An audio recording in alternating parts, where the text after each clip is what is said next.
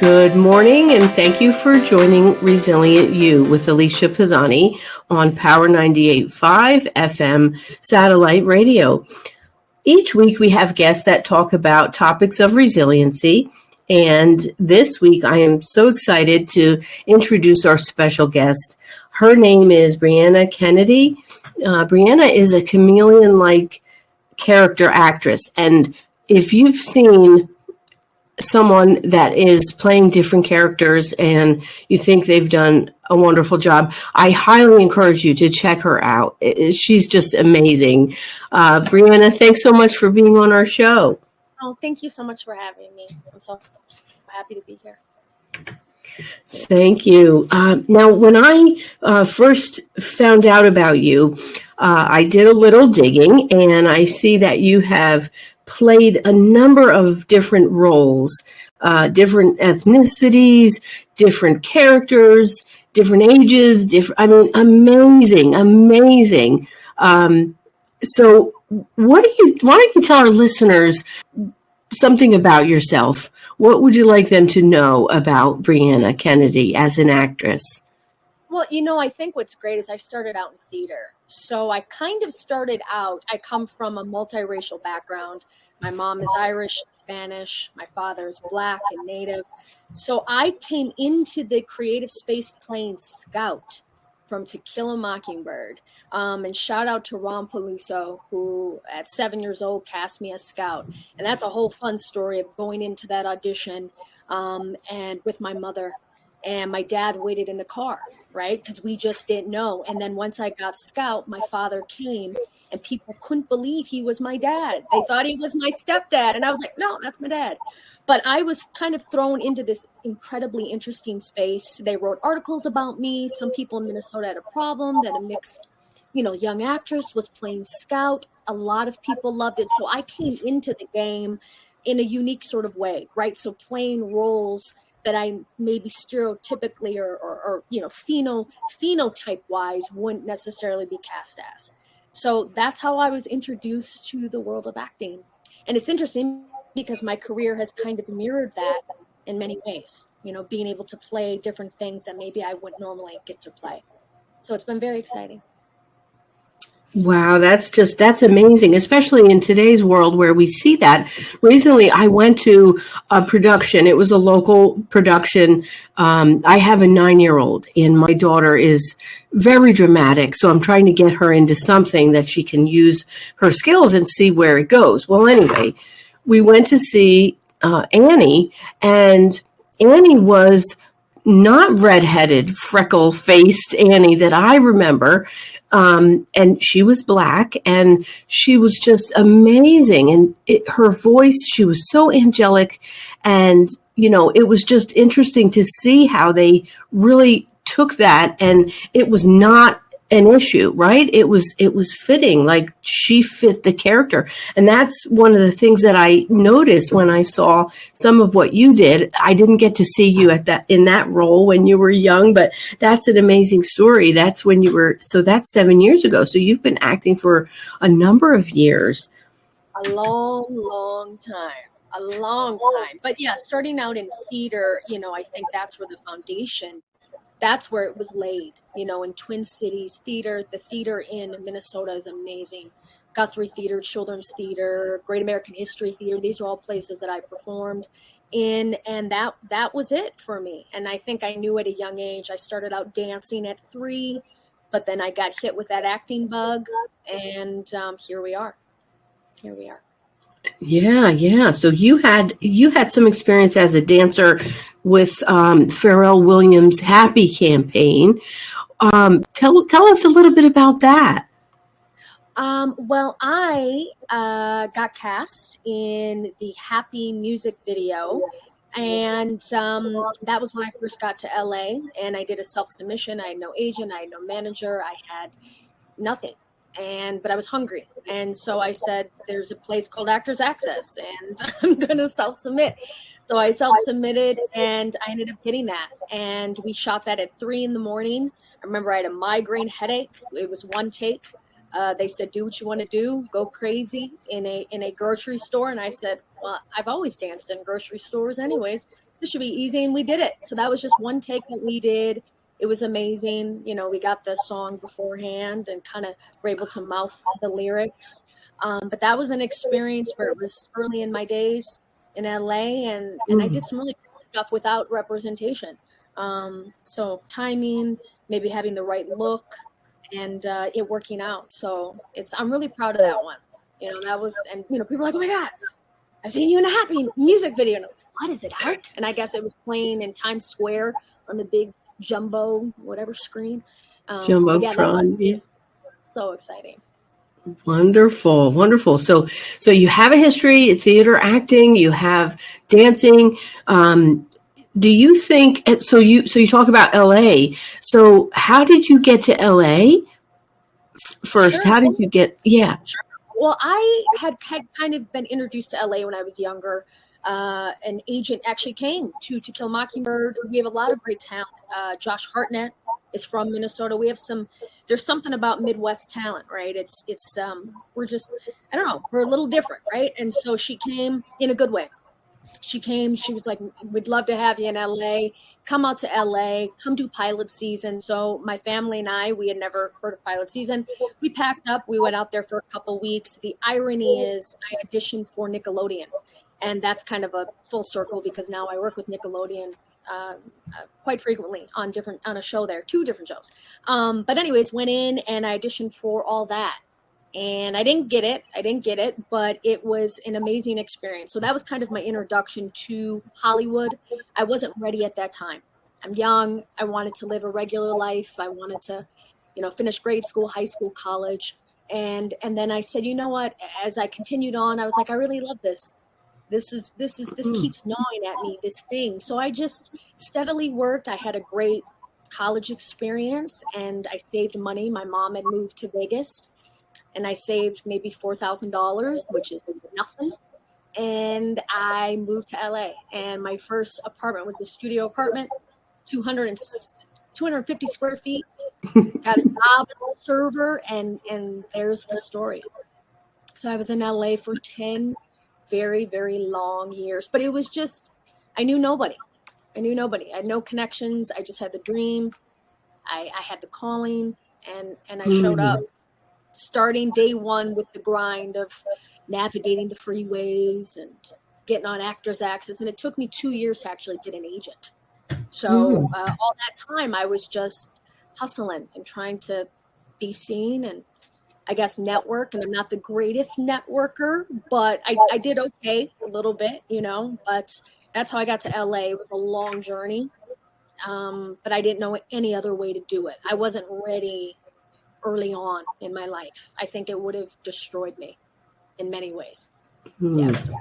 Yeah, so our show is mainly around resilience. And so when you talked about that, how you went out there during pilot season, and it didn't go, you know, you didn't take off then.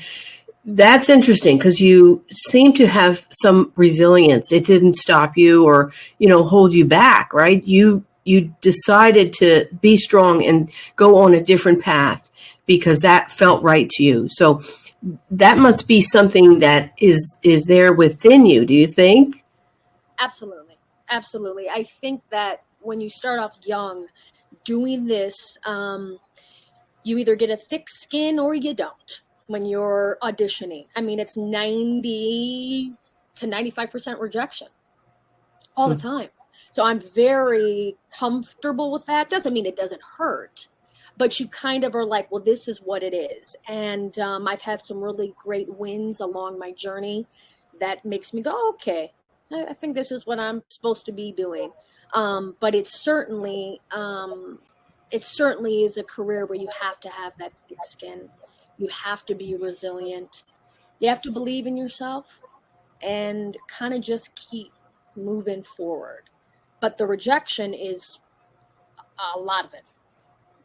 So you got to bounce back. Yeah. So do you recall any time that you didn't get a role that you wanted, but then it led to something bigger? Yeah. I mean, you know, sometimes one door opens when another closes and, you know, you don't expect it. So is there something like that you want to share with us? Yeah, I mean, there have been. I'm trying to think. I mean, there were some theater roles that I wanted as a child, and I was a little too young to do them. But there have been all kinds of things. There was a series I got a major callback for, and she was a boxer, and I'm a boxer, and I was like, oh, wow, I got this. This is mine. And I walked in, and I did the callback, and they loved me. And then I was like, oh. And then, you read on Deadline who got it, and you're like, I wanted that. So there's certain things that you fall in love with, but then there's other auditions. I got this great audition for a little show on Nickelodeon called Henry Danger. And it's with Officer Lacey, and all the breakdown was she was a firecracker New York cop, and just kind of just aggressive and come in there with a character. So I did, and it was a huge audition. They didn't really know what they wanted, all different races, all different kinds of actresses. And I went in there and I did my thing. I did my New York thing and this and that. And I come home, I take a nap because auditioning is very anxiety ridden. And I get a call from my agent at the time 2 hours later that I got it. And I was like, what? And you got to be on set on Monday. And then that began my journey with the incredible, amazing people of Nickelodeon. So worked on Henry Danger as that character. It was just supposed to be one episode. And then they brought me back 5 times. So I did 3 shows with Henry Danger and then 2 on Danger Force, which is the spinoff show. And so that story, I mean, that's just, the industry doesn't necessarily make sense, but it ends up working out in a way, I think, when you continue to hang in there and fight for the dream. So I've had both. I've had extreme heartbreaks, and then I've had wins that I'm just like, what? It's crazy. Mm-hmm. So that little voice that we all have, right? We have that little voice. So when you had those rejections, what is that voice? Do you have some techniques or tips or things that you do? You mentioned auditioning can be anxiety ridden. It's very stressful. You came home and you took a nap. Do you have strategies that work for you that might help others listening? I do. I think anything you do in life, and it doesn't necessarily have to be creative, but I think nerves are great, right? I heard someone redefine it as it's excitement, right? So use that, sink into that, and breathe. As simple as that sounds, breathe. And in my case, when I walk into a room, it's literally, Bryan Cranston, I think, said this, you're just showing your interpretation of the character. You're just going in there to almost work it out, to show them, and then what casting decides is up to them. And then the most important thing, and I struggle with it, but you got to leave it. You got to leave it in the room. You got to present your best self, present your best work, and then leave it. And then go live your life. Go have a great meal. Go watch a movie. Get back to the normalcy of your life. You don't want to stay obsessed about the thing, which I still struggle with, right? Because we love what we do. But go present your best self. Some days you knock it out of the ballpark, and sometimes you don't. Sometimes an audition isn't what you thought it was going to be. And that's okay, right? So that's, I think, my advice is do your best and then let it be, right? And just get back to your rhythm and breathe. Yeah, I love that. Because even in our daily lives, I love if we could just use that excitement, whatever that is going on inside of us, and breathe and just keep it in perspective. Use, like Briana is saying, in her situation, it's just showing her interpretation of the role. And then leave it in the room, right? And then go on, because life is more than just that one thing that might be consuming you at the moment, right? So, and many of my clients are in that same situation. They focus on that thing that is troubling them, or that thing that they can't get beyond. And so, there's something to be said about that. So again, be aware, be present, and be mindful that, you can do your best and then separate from it. And I think that helps you as well as others to get through it, get beyond it. And so speaking of, so that you had Nickelodeon, Henry Danger in 2019, if I'm correct. Yes, I think I shot it in 2018, and then I think it aired 2019. Yeah. Okay, wonderful. And but you've been busy. You've been busy because I know you were on television series SWAT I as was. well, another officer role. Yes, and Um, listen, I embrace it. You know, I think as actors, you're like, I don't want to be pigeonholed. Listen, I've played all kinds of cops, goofy cops, straight laced cops, detectives. I love it. I think, I have that energy, so I embrace it. But yes, I've played a lot of cops. Now, Brianna, what is your favorite role? Can I ask what is your favorite? That's a good one. Well, there's two, and well, I love Lacey. I love Officer Lacey, because comedy and characters and accents, that's a huge part of my life. Thanks to my mama who taught me how to do accents, and I love characters that just morph into all these things. So I love that. And then I actually played another cop in a film called Good Girl Jane, which hasn't come out yet, starring the amazing Andy McDowell. And that scene, I play a detective, but it's much more subdued, with the incredible Rolando Boyce, who's an actor on The Chi. And he's also super theater based. And that was just much more relaxed and kind of, just chill. And so I like to be able to do that. And then just on my own cuff, I do a lot of like crazy characters. I do my own slew of characters on my own. And so I've been able to kind of do that for comedy's sake. So, but I think on screen that I can remember, those two, and then one more that's super off the cuff. It's a series I did called Ride With Me. And I had a blonde wig, and there was a lot of improv, and she's a wild girl, and I had fun with that too. So if I think of like three that resonate with me, it's probably those three. All different, looks and demeanor. So Yeah, and that's wonderful. I did go to your IMDb page. I went to your Insta, and I was just so amazed at the variation. Right? You would think you'd show the Nickelodeon stuff. You'd think you'd show but again, it's more than that, right? Like I loved it. I was looking, So listeners out there, please go and check out Brianna. She has some reels out there, IMDb, Briana Kennedy, and the new movie, Good Girl Jane. We're looking forward to that. Detective Villanueva, you play, and that's definitely exciting. You also were in a video game. Is Five Nights?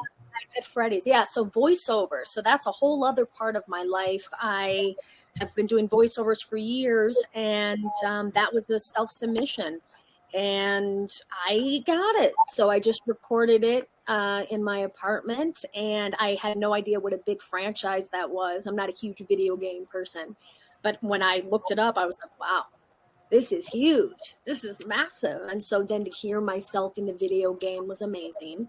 But then that kind of inspired me to create my own business. So I'm now in the world of Audible. So I do tons of voiceover work. I have 3 audiobooks. I just finished one. I actually record right here in my VO booth right in my house. And I love voiceover. So to bring a story to life using my voice, which I guess this is where acting comes into play, is currently what I do when I'm not acting, on camera. But I love it. I love it very much.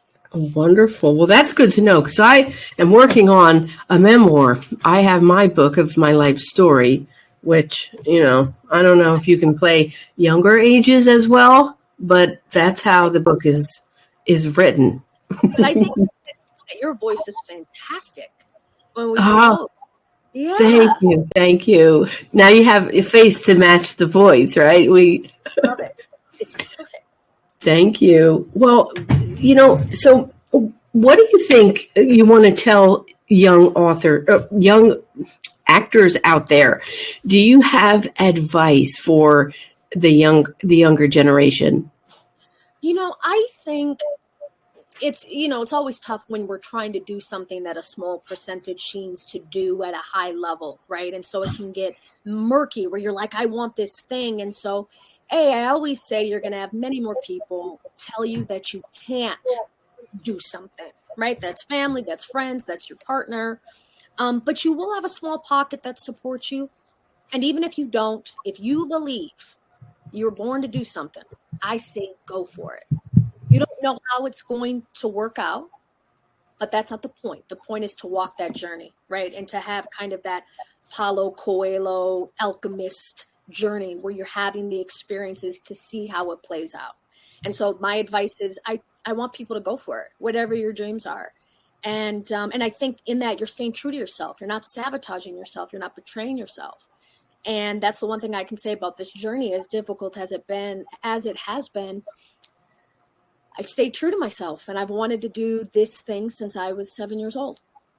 So advice is go do it, shoot for the stars, do it because you love it. And hopefully you can make some money doing it and find some stability, but the goal should never be fame. Fame's an odd, weird thing that doesn't last, right? So you're high, you're low. Once you get high, people want to bring you down. Do it because you love it. And I think that's where the good stuff comes. The opportunities come, the people come. And then hopefully one day you can stand back and look at your career and be like, wow, I did this. And I grew and I met people and I inspired people and I was inspired. So yeah, do it because you love it. That's it. Do it because you love it. Yeah, so that's wonderful advice, to be authentic, to not be afraid or, listening to those negative voices that might enter your world or your headspace. So I love that when you say that, enjoy the journey, and talking about the fame, how it's elusive. It's not something that a goal that you reach and get there. It's something that's variable and it changes. So that's really a good thing to keep in mind. So when you talk about inspiration, what are some of the inspirations that you've had throughout your life, or mentors, or is there something else that you want to give kudos to in this interview? Well, I had really great parents, and I had two parents. My dad passed away in 2017, but I was close to my dad, and I'm very close to my mom. And my foundation of believing in myself started in my home. So I have two parents. We're all Geminis. We got big personalities, but my parents were always like, "Go big, go home," or "Go home. You can do anything you want to do." You know what I mean? You're meant to be here. Stay humble, stay hungry. Those two dynamics of no, you're not better than anyone, and no one's better than you, right? And so that concept of just stay humble, work hard, and you can achieve your dreams. So those were my first two inspirations. And then of course movies. I mean, I grew up with nothing but cinema. Wizard of Oz was the first one, but Michael J. Fox, when I think of like an actor that I was first introduced to and I said, I am in love with him, it was Michael J. Fox. That presence, that essence, and so yeah, so films in general.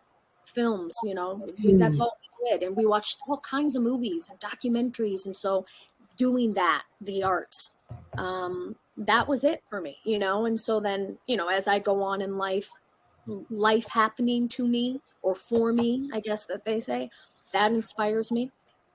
My interpersonal relationships inspire me.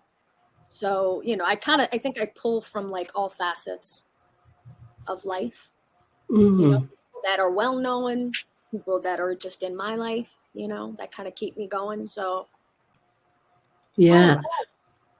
Wow, 3 Geminis in the same house? I don't know about that. People, it wasn't 3 people, it was 6 to 9 people in the house. It depended on the day.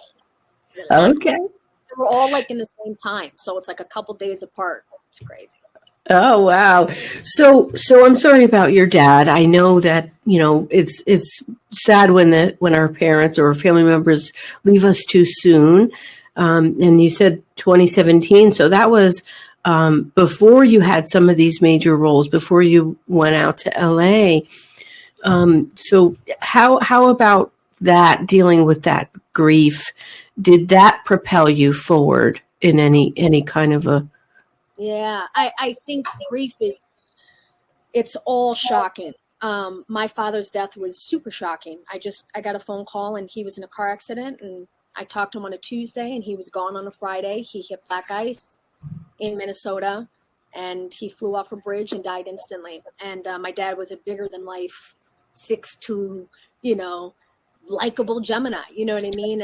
You never saw it. So that cracked me open unlike anything I've ever had happen in my life. And I always tell people the celebration of life, the funeral is not the difficult part. It's the first morning alone and waking up going, is this real or is this not? And that, losing my dad at a young age, that could have either broke me or transformed me. And so it was awful. I mean, it was as dark as you could get. So I got into therapy. I did grief therapy. Very lonely experience, and that kind of began the journey. But for me, I only can speak on my experience. My relationship with my dad's never ended. So he is around all the time. So people that know me are on my social media. I always talk about it, him showing up in very synchronistic ways. I just don't get that phone call, or I don't get to hug him, and I don't get to see him. But our relationship is alive and well. And so, but it's painful. I mean, it's a blow that only people in our grief group, we know it. And, but it's an inevitable part of life, right? It happened to everybody, but it's how you, in our case, we're talking about resilience. How do we find that?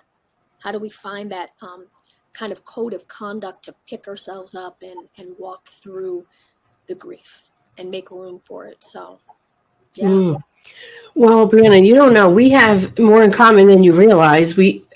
Wizard of Oz was my favorite movie, until some others, which I don't know if I should share, but Wizard of Oz. My father died suddenly in a car accident. Well, he was riding a motorcycle, but same deal. It was like, sudden, all of a sudden, and he was gone. And in my life, he was the normal one. He was the strong foundation, the one that, but showing up synchronistically in with different ways. Same thing with me. When my father passed, and I took my mother to the store to buy a dress because she couldn't. Anyway, we went to buy a dress, and I looked down in the parking lot, and there was a smiley face, little foam smiley faces, and I looked down and I picked them up, and it was two, and I thought, okay, this is two of them, one for me and one for my mom. And ever since, those smiley faces show up in my life. I'm not kidding you.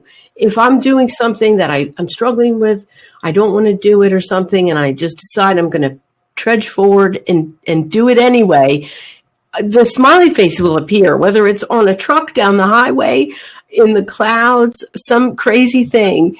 But it happens, and it helps me to feel better about things where, like you said, his death could have broken you or not, and that's the kind of thing where, it's, I know that grief, I know that darkness and that place where, you have that immeasurable loss and how to deal with it. It's,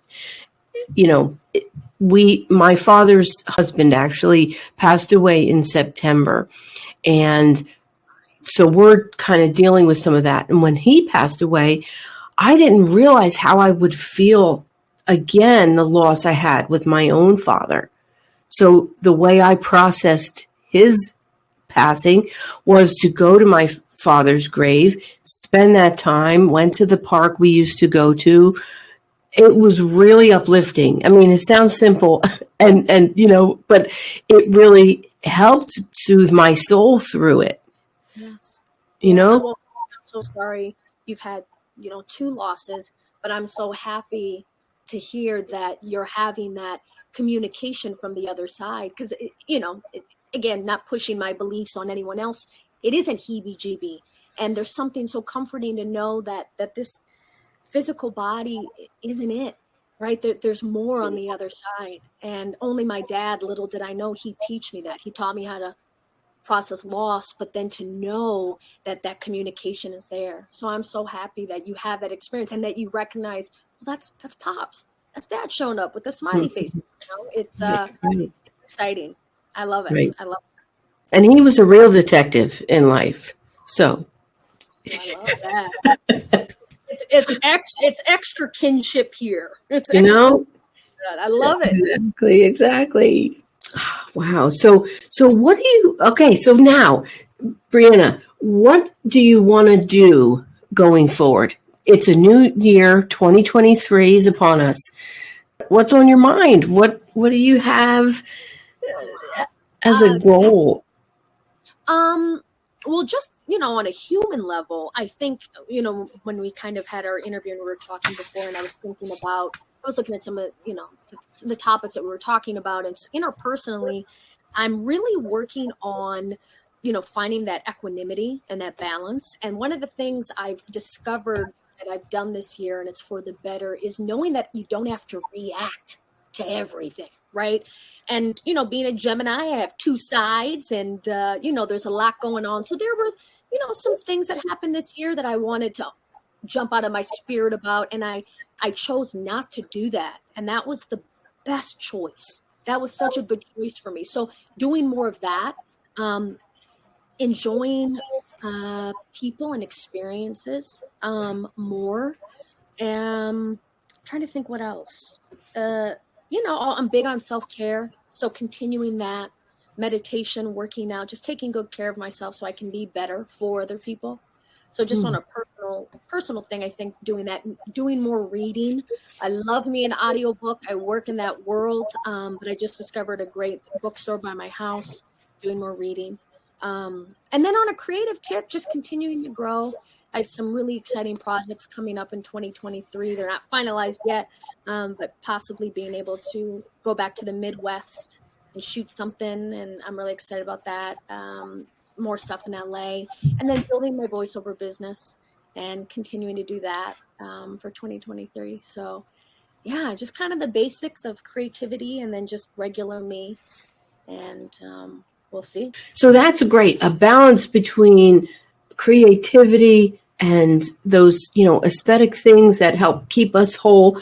Now, if you are listening, I want you to keep in mind her services are available on Audible, voiceover projects, and it's something that is going to really give you what you want. I mean, her range is so dynamic. I just I can't explain it. You've got to check her out. So Briana Kennedy on Audible, that's her business for voiceover.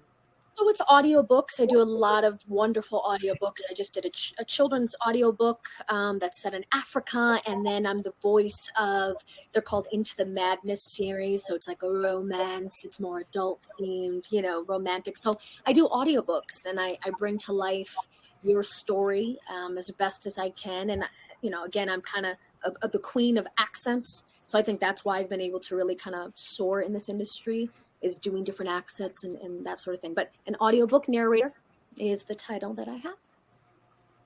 Wonderful. All right. So, and we'll look forward to seeing you as well in Good Girl Jane coming out this year. Last thing I want to ask is, do you have anything else that you want to share with our listeners? This is your stage. This is your 5 minutes of airtime. You know what I would say, just because this is a topic that I've been thinking about, it's this concept of soft life. I don't know if you've heard of this concept, but it's about giving yourself grace in life. We're living in dark times, and I think a lot of people battle with a lot of mental health issues and an internal chaos that maybe the outside world doesn't see. And I work in a profession where we are masters of putting on a facade that everything is okay, right? We're performers. That's what we do. But many artists battle. We see it all the time with many things. And so this is for everyone. You don't have to be an artist, but take care of yourself as best as you can. Be around good people if you can. Love yourself. Make your mental health, spiritual health a priority. Because I think if there's any time that should be a priority, it's now. It's now for sure. So, and try to enjoy life as best as you can in the way that you want to enjoy life. That's what I think I'd share with people today. Yeah, that's wonderful. I think that in some situations it's being more accepted, right? Being aware of one's mental health, but not always. I mean, there's still a lot of people who are taking their own lives. It's a sad truth. And, even with all the pressures, they seem like they have a good life, or they have it all. It's really important. So thank you for sharing this and helping to spread that message. It's important to be around good people. And one of the ways that I like to share some of the tips that I give is take a piece of paper and write down 5 things that are positive to you, 5 things that make you feel good. It could be something that you do yourself, like having a cup of tea or taking a walk. It could be something that you enjoy with other people. And then the next step would be to think about 5 things that are not good for you. By doing this, you're being intentional about your own experience and your own feelings, and it helps you to get to that next step and realize there may be people in your life that are not positive. They're not doing things that lift you up. It happens, and it could be your family, it could be your friends, the people in your circles that are not really adding to your quality of life. And it may be difficult, but if you can be mindful of that, it helps you to then set those boundaries with yourself. And if it means taking 5 minutes away from that situation or that person, it's really going to give back to your overall well-being. And again, I hope I'm, being clear. I don't know. It's easier when I'm one-to-one with the clients, but because as a life coach, people come and they have situations that they want to change. And one of the things also, Briana, my book, Emotional Strength Explained, I don't know if you noticed, but I put the book out last December. So it's on a year that it's been out, and it's helped people throughout different things in their life. It's where they can journal, and it's prompted. So it helps you to realize what might be healthy versus not healthy. It helps you to realize the next steps that you need to take. So that book is another tool that, people can consider. It's out there now on wherever books are sold. It gives back to that same soft life concept that you mentioned of taking time and any internal chaos that you have going on, being able to work it, to work it. That's the thing. As actors, I think that you're used to doing that in your job, right? But what about with yourself? Are you being gentle enough? I know I certainly haven't been. And I think now that I'm older, when I look back at how I handled things and again, what you learn, that's the point, is you don't look back and go, oh, you go, wow, I learned how to love myself better. And sometimes what I found is my interpersonal relationships, that's where it would show up in my romantic relationships, where I would be in something so toxic, like in my, late teens and my 20s, I had relationships where they were so toxic, but it was a reflection of what I needed to work on. Can't allow people to treat you like that. You have to establish boundaries, or it's going to affect your mental health. So it's all good in the end, but it's how we manage it and how we work it, as you said. So it's an exciting journey, but it's a painful journey at the same time. It's a lot of things, but yeah. Yeah. And those things that, like you're looking back now and you're seeing that, those things were toxic and maybe not good for you, but it's a necessary step, right? So our life is a journey. It's not a, oh, I did this thing and I'm done. It's really a journey, and we're always growing, we're evolving. And if you can get into those character roles and become all those different people, Briana, you can certainly get through to get to that next level emotionally. Just keep that idea in mind that you can do it. I will. Yeah, so we're going to look forward to seeing you in your upcoming roles. I wish you all the best this coming year, and it's been a wonderful pleasure meeting you and talking with you today. Wonderful. All right, Briana, thank you, and Happy New Year.